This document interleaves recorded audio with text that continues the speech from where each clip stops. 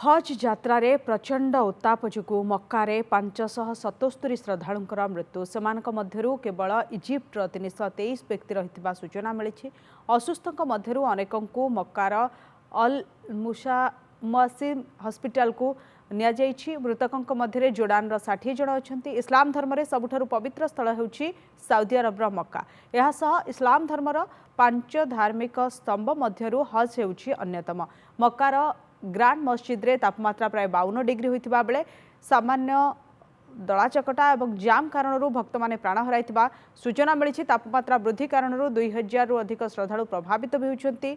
मक्का जिबा लगी छता पर्याप्त पानी आदि धरी जिबा लगी श्रद्धालु को परामर्श देउछंती साउदी कर्तृपक्ष। चलित वर्ष मक्का को 18 लाख श्रद्धालु आसीथिबा बेले केवल 16 लाख श्रद्धालु आसीथिले विदेशरू।